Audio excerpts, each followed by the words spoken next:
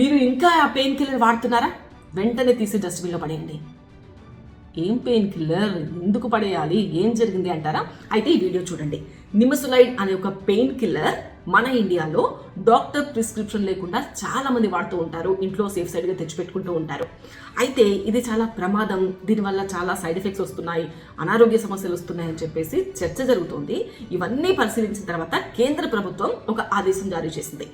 100 mg కన్నా ఎక్కువ ఉన్న నిమసులైడ్ తయారు చేయడం కానీ, అమ్మడం కానీ, వాడడం కానీ నిషేధం. సో ఇప్పటి వరకు మార్కెట్లో ఉన్న ఆ 100 mg కన్నా ఎక్కువ నిమసులైడ్స్ని వెనక్కి తెప్పించుకోవాలని చెప్పేసి కూడా కేంద్ర ప్రభుత్వం ఆదేశాలు జారీ చేసింది. సో దానికన్నా బెస్ట్ ప్రత్యామ్నాయాలు ఉన్నప్పుడు, ఆల్టర్నేట్స్ ఉన్నప్పుడు ఎందుకు 100 mg కన్నా ఎక్కువ ఉన్న నిమసులైడ్ వాడాలి?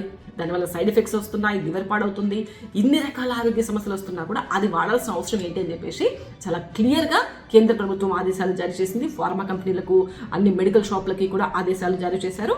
సో మీ ఇంట్లో కనుక నిమసులైడ్ 100 mg కన్నా ఎక్కువ ఉంటే వెంటనే తీసి డస్ట్బిన్లో పడేసేయండి.